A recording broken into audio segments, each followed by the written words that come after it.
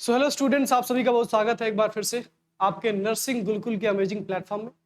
आज हम डिस्कस करने वाले हैं इंग्लिश के मोस्ट इंपॉर्टेंट क्वेश्चंस जो आपके एग्जाम में आने की पूरी पॉसिबिलिटी है और एग्जाम में आए भी हुए हैं ये सारे क्वेश्चंस। तो ये जो क्वेश्चंस है, सबसे पहले तो इसके लिए आपको बेसिक लेवल के ग्रामर की अंडरस्टैंडिंग होनी चाहिए। अगर आपने 9, 10th में 11, 12th में ग्रामर अच्छे से पढ़ा होगा तो ये क्वेश्चंस आपके लिए कुछ नहीं है, बड़ी आसान से क्वेश्चंस है। हालांकि मैं आपको समझाऊंगा भी किस क्वेश्चन का क्या आंसर होगा और क्यों यही आंसर होगा। तो स्टार्ट करते हैं पहले क्वेश्चन से। She dyed her hair and wore dark glasses dash people would not recognise her. अब इसका हिंदी क्या है? एक लड़की है, उसने अपने हेयर को डाई कर लिया है, मतलब अपने हेयर का कलर चेंज कर लिया है और उसने डार्क ग्लासेस यानी जो आप कह सकते हैं डार्क चश्मे पहने हैं। अच्छा, ऐसा उसने क्यों किया है? ताकि कोई उसको पहचान ना पाए। जैसे आपने देखा होगा लोग अपना भेष बदलते रहते हैं ताकि लोग उनको पहचान ना पाए। इसमें हमारे देश के सुभाष चंद्र बोस जी बड़े फेमस थे भेष बदलने में। तो एक लड़की ने क्या किया ना, अपने हेयर को डाई कर लिया है और डार्क ग्लासेस पहने हैं ताकि उसको कोई पहचान ना पाए। अब यहाँ पे फिल इन द ब्लैंक्स में आपसे पूछा गया कि भरा क्या जाएगा, तो यहाँ पे भरा जाएगा सो दैट। सो दैट मतलब ताकि, सो दैट मतलब ताकि, तो इसलिए उसने ऐसा किया है सो दैट कोई पहचान ना पाए। तो अब यहां पे आप पूरे सेंटेंस को पढ़ेंगे सो दैट को फिल करके। She dyed her hair and wore dark glasses so that people would not recognise her. इसका ऑप्शन बी सही हो जाएगा। ठीक है, चलिए second question 98। The doctor recommended that I dash more careful with my diet. Doctor ने एक patient को रिकमेंडेशन दिया है, एक सुझाव दिया है, एक सलाह दिया है कि आपको अपने डाइट को सही से रखना है। अब यहाँ पे पूछा गया आपसे कि यहाँ पे कौन सा हेल्पिंग वर्ब लगेगा आई के बाद। तो जब भी कोई रिकमेंडेशन दिया जाता है, जब भी कोई सजेशन दिया जाता है, तो शुड बी का हम प्रयोग करते हैं, जो बड़ा ही कॉमन है। लेकिन शुड बी की जगह पे हम बी का भी प्रयोग कर सकते हैं। तो यहाँ पे आंसर होगा that I be more careful with my diet. तो इसका आंसर हो जाएगा आपका B. First option is correct option. ठीक है, तो बी हो जाएगा इसका। क्यों बी होगा? क्योंकि यहाँ पे सुझाव दिया जा रहा है, सलाह दिया जा रहा है, परामर्श दिया जा रहा है, रिकमेंडेशन दी जा रही है। और रिकमेंडेशन जब भी दी जाती है तो हम शुड बी का प्रयोग करते हैं, शुड बी नहीं तो बी का भी प्रयोग करते हैं, दोनों ही चलेगा, कोई दिक्कत नहीं। अगला question, select the most appropriate synonym of the word erase. Erase मतलब क्या होता है? मिटा देना। तो मिटा देना यानी डिलीट कर देना। जब हम डिलीट करते हैं तो किसी ना किसी चीज को मिटाते ही तो है। इरेजर जो होता है, जैसे हमारे पेंसिल से लिखी गई चीज को मिटाता है, वैसे जब हम कोई चीज डिलीट करते हैं तो वो भी चीज मिटी जाती है, खत्म ही हो जाती है। इसका आंसर हो जाएगा delete. Select the most appropriate antonym of the word glut. Glut का मतलब क्या होता है? तो ग्लट का मतलब होता है किसी भी चीज की कमी होना, सॉरी किसी भी चीज की पर्याप्त होना, किसी भी चीज का सफिशिएंट होना। अब पूछा गया कि इसका एंटोनिम आपको बताना है। एंटोनिम यानी विलोम शब्द, इसका उल्टा, इसका अपोजिट वर्ड आपको बनाना है। तो ग्लट का जो अपोजिट वर्ड होगा शॉर्टेज। शॉर्टेज यानी कि कमी। ठीक है, चलिए हो जाएगा आपका शॉर्टेज। अगला question, select the most appropriate antonym of the word incidental. Incidental मतलब क्या होता है? कोई भी चीज जो आकस्मिक हो गई, मतलब हमने एक्सपेक्ट नहीं किया था वो चीज हो गई। अब पूछा गया आपसे कि इंसिडेंटल का एंटोनिम बताना है, यानी इंसिडेंटल का उल्टा बताना है। तो आकस्मिक का उल्टा क्या होगा? नियोजित, यानी कि प्लान्ड। कोई भी चीज हमने प्लान किया है तो अगर वो चीज होगी तो हम उसके लिए तैयार होंगे, और कोई भी चीज आकस्मिक हो जाती है तो हम उसके लिए तैयार नहीं होते। तो इंसिडेंटल का अपोजिट क्या होगा? प्लान्ड, यानी कि नियोजित।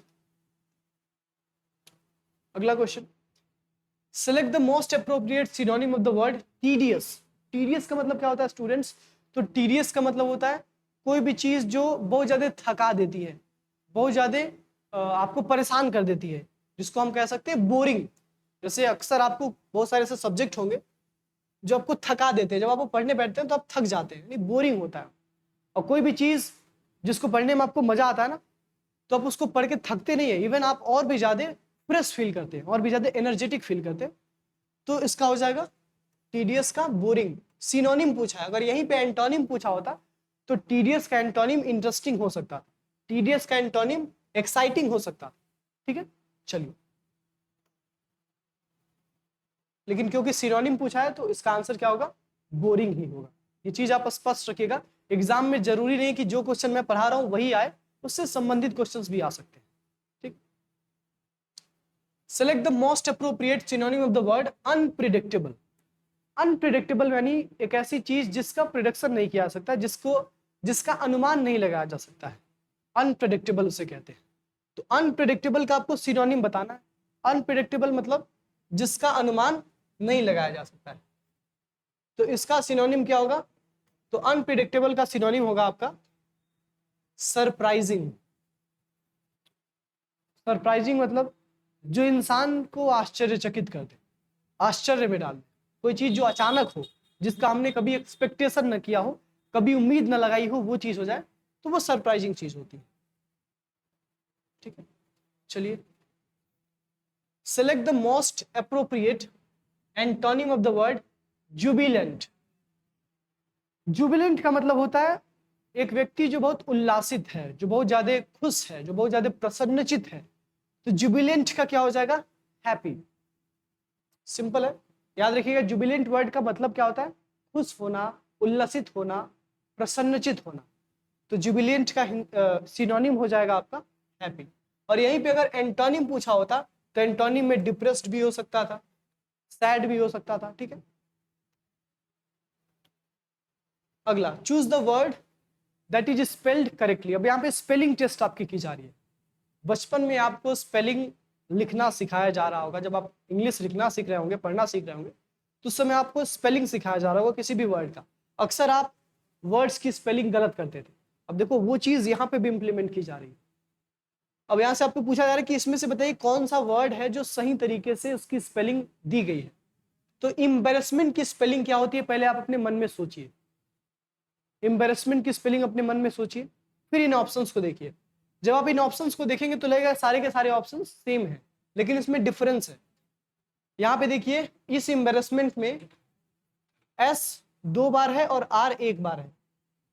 इस एम्बैरेसमेंट में आर 2 बार है और एस भी 2 बार है। इस एम्बैरेसमेंट में आर 2 बार है और एस 1 बार है। और इस एम्बैरेसमेंट में टी 2 बार है, एस 2 बार है, आर 1 बार। तो कहीं ना कुछ डिफरेंसेस आपको यहाँ पे दिख जाएंगे। इस क्वेश्चन का सही आंसर क्या होगा, तो एम्बैरेसमेंट जब भी हम वर्ड लिखते हैं ना, तो इसमें 2 बार आर आता है और 2 बार एस आता है। तो ये इसका सही स्पेलिंग हो जाएगा EMBARRASSMENT। एम्बैरेसमेंट यानी शर्मिंदा होना। ठीक है, अगला क्वेश्चन पूछा गया, फिर स्पेलिंग टेस्ट आपकी ली जा रही है। स्पेलिंग टेस्ट में पूछा गया कि बताइए इसमें से कौन सा वर्ड सही तरीके से स्पेल किया गया है। तो इसका आंसर होगा आपका अकोमोडेट। अब देखिए, अकोमोडेट तो सब जगह दिया है। अब अकोमोडेट जो शब्द होता है ना, उसमें 2 बार सी और 2 बार एम आता है। आप इसको याद रखिएगा। अक्सर मैंने देखा एग्जामिनर्स उन्हीं वर्ड्स में कंफ्यूजन करते हैं ना, जहां पे कुछ लेटर्स की मल्टीप्लिसिटी होती है, मतलब कुछ लेटर्स बार बार आए। जैसे यहाँ पे सी 2 बार आएगा, एम 2 बार आएगा। तो यहाँ पे कुछ ऑप्शंस में सी 2 बार दे देगा, एम 1 बार देगा। कुछ ऑप्शन में सी 1 बार देगा, एम 2 बार देगा। तो आपको कंफ्यूज नहीं होना है, आपको पहले से ही याद रखना है। ठीक है, कि सी कितनी बार आता है, याद क्या रखना है। आप जैसे वर्ड्स को रीडिंग वगैरह करेंगे आप बुक्स वगैरह की, तो ये सारी चीजें आपको याद हो जाती है। हालांकि इंग्लिश की आपकी अलग से तैयारी कराई जा रही है हमारे प्लेटफॉर्म पे। तो अकोमोडेट का क्या होगा भाई, यहाँ पे होगा CCCM ढूंढ लीजिए, ACCM। तो ये वाला ऑप्शन आपका सही हो जाएगा, अकोमोडेट। ठीक है, अगला question, choose the word that is spelled correctly. अब इसमें आपको बिलीव शब्द का बताना है, भाई इसमें से कौन सा शब्द सही है। तो बिलीव की स्पेलिंग क्या होती है, तो ये हो जाएगा BELIEVE। बिलीव यानी विश्वास करना, आप सभी को पता होगा, बहुत बेसिक वर्ड है। अगला question, a person who renounces the world and practises self discipline in order to attain salvation. मतलब एक ऐसा इंसान जो सेल्फ डिसिप्लिन में रहता है। सेल्फ डिसिप्लिन का मतलब क्या है, सेल्फ डिसिप्लिन का मतलब क्या होता है? जब एक इंसान स्वयं को डिसिप्लिन में रखता है, स्वयं से ही, मतलब उसको डिसिप्लिन कोई और नहीं सिखाता है, उसको डिसिप्लिन की क्लास नहीं दी जाती है, वो स्वयं से ही डिसिप्लिन में रहता है। अब यहाँ पे इस पूरे सेंटेंस का मतलब अगर मैं आपको समझाऊं तो पूरा सेंटेंस ये कह रहा है कि एक व्यक्ति जो पूरी दुनिया को त्याग चुका है और वो कहीं जाके अकेले बैठ के तपस्या कर रहा है, एक तरह से आप कह सकते हैं सेल्फ डिसिप्लिन को फॉलो कर रहा है, उसे हम तपस्वी कहते हैं। सेल्वेशन यानी तपस्या आप कह सकते हैं, तो उसे हम क्या कहते हैं? तपस्वी। तो इसका आंसर क्या हो जाएगा? एस्थेटिक। एस्थेटिक मतलब होता है तपस्वी। याद रखिएगा, जो व्यक्ति दुनिया छोड़ के जंगलों में चला जाता है और जंगलों में जाके तपस्या करता है उसे हम तपस्वी कहते हैं, एस्थेटिक कहते हैं। ठीक है, अगला question, a sad song is. Sad song कैसा होता है भाई?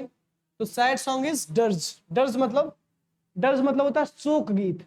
जो सैड सॉन्ग होता है ना, वो थोड़ा सा सैडनेस को रिप्रेजेंट करता है। आप अक्सर सैड सॉन्ग कब सुनते हैं? जब आपका दिल टूट जाता है, आपकी मासूका आपको धोखा दे देती है, या फिर आपका जो आशिक है, अगर आप लड़की हैं तो आपका जो आशिक है आपको धोखा दे देता है, तो आपको दर्द होता है, दुख होता है, तो फिर आप सैड सॉन्ग सुनते हैं। तो सैड सॉन्ग में क्या होता है? शोक को रिप्रेजेंट किया जाता है। A disease which spreads by contact. एक ऐसी बीमारी जो स्पर्श से, एक व्यक्ति के संपर्क में आने से फैलती है, उसे हम क्या कहते हैं? उसे हम इन्फेक्शियस डिजीज कहते हैं। आपने सुना भी होगा। इस एग्जांपल के तौर पे कोविड-19 जो था वो इन्फेक्शियस डिजीज था। ऐसे तमाम सारी डिजीज हैं जो एक व्यक्ति के कांटेक्ट में आने से वो डिजीज दूसरों तक फैल जाती है, पहुंच जाती है। She is interested dash learning a new language. अब यहाँ पे पूछा गया कि यहाँ पे फिल इन द ब्लैंक्स में क्या फिल होगा, तो यहाँ पे आपको याद करना होगा बचपन के वो दिन जब आप प्रीपोजिशंस और कंजंक्शंस को पढ़ते थे।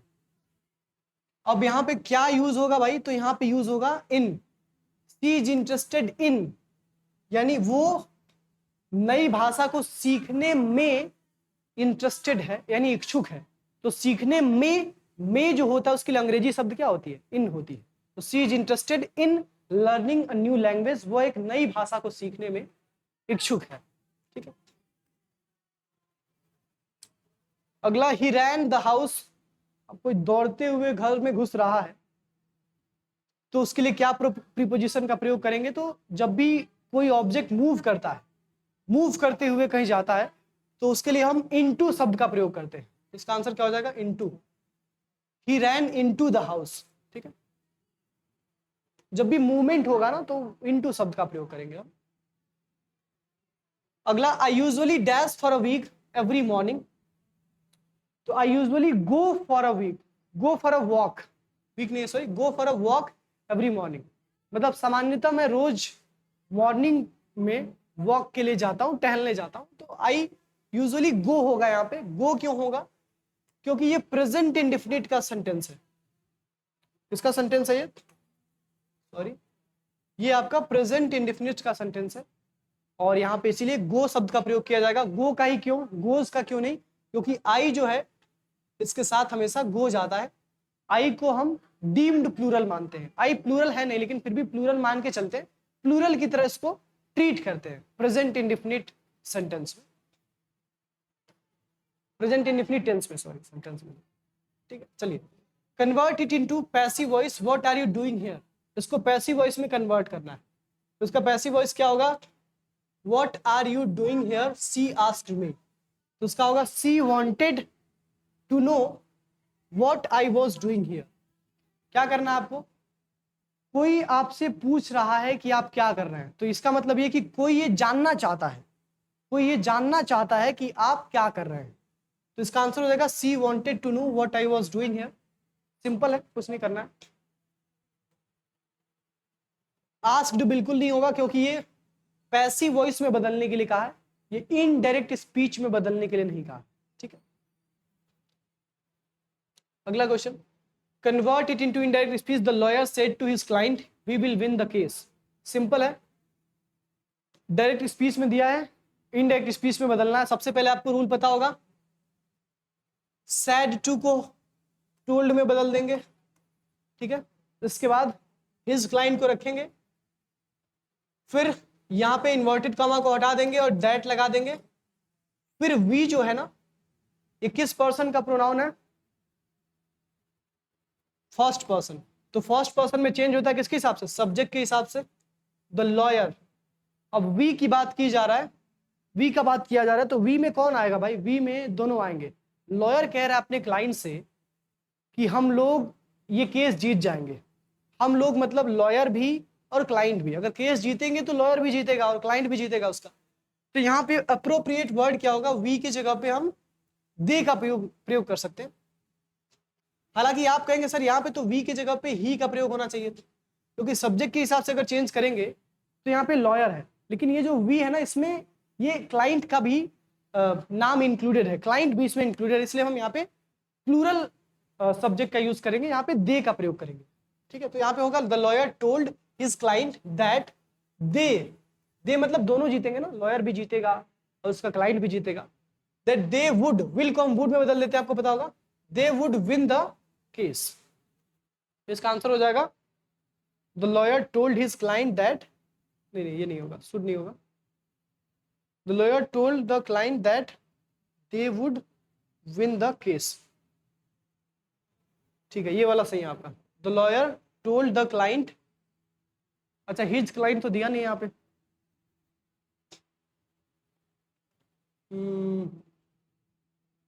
The lawyer told to his client that they would win the case. अब यहाँ पे कंफ्यूजन हो सकता है आपको पहले और चौथे वाले ऑप्शन में। यहाँ पे क्योंकि हिज क्लाइंट दिया है तो हम इससे छेड़छाड़ नहीं करेंगे, ठीक है, इसको ऐसे ही रहने देंगे। और टोल्ड के बाद टू नहीं लगाएंगे, तो ये थोड़ा सा गलत हो रहा है। Told his client that they would win the case होना चाहिए, टू को हटा देंगे, बाकी सब सही है। तो ऑप्शन ए वाला ज्यादा अप्रोप्रिएट है, लेकिन यहाँ पे टू नहीं होना चाहिए, टू ग्रामेटिकली इस सेंटेंस को इनकरेक्ट बता रहा है। ठीक है, चलिए 116, we must respect the elders, choose the sentence same as meaning above। मतलब हमें अपने बड़ों की इज्जत करनी चाहिए। ये सेंटेंस है, अब कह रहा है कि भाई इसका सेम मीनिंग जो दे रहा है सेंटेंस, उसको सेलेक्ट करिए। तो इसका आंसर हो जाएगा the elders must be respected. ये पैसिव वॉइस में हो गया है, ये एक्टिव वॉइस में था we must respect the elders, और ये पैसिव वॉइस में हो गया the elders must be respected. ठीक है, तो इसका आंसर हो जाएगा the elders must be respected.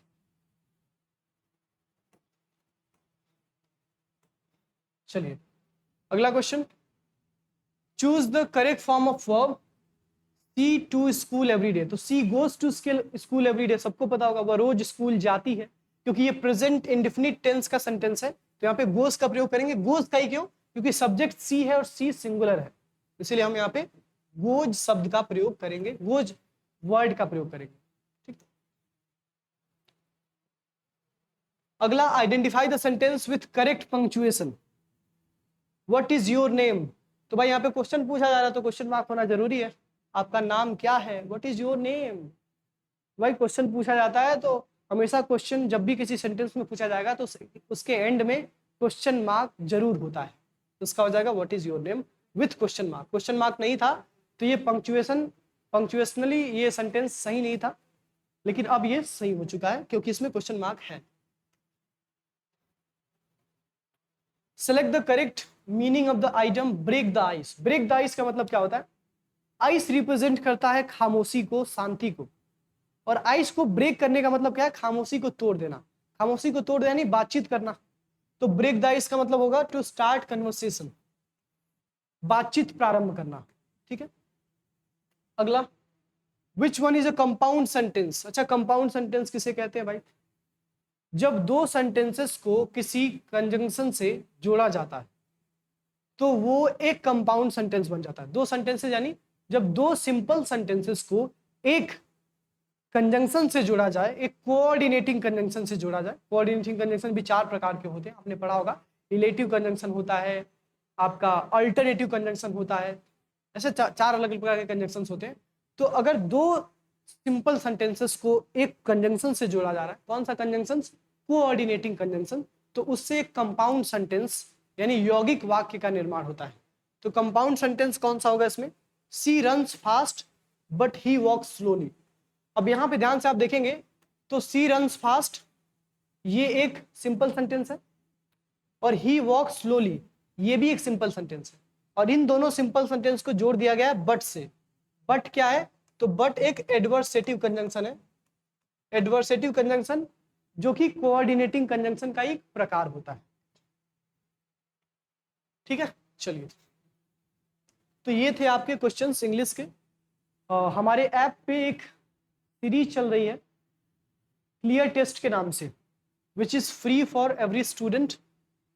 अगर आप चाहें तो उस फ्री टेस्ट का आनंद उठा सकते हैं। इस फ्री टेस्ट में ऐसे क्वेश्चंस आपके कराए जा रहे हैं जिन क्वेश्चंस की पूछे जाने की काफ़ी अच्छी संभावना है आपके आगामी परीक्षा में। आई थिंक आपकी परीक्षा कल ही होने वाली है, तो जो भी स्टूडेंट्स अभी तक उस टेस्ट को अटेम्प्ट नहीं किए हैं वो जरूर अटेम्प्ट कर लेंगे।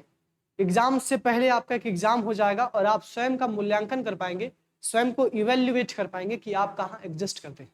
दैट्स इट, बाकी मिलते हैं नेक्स्ट क्लास में।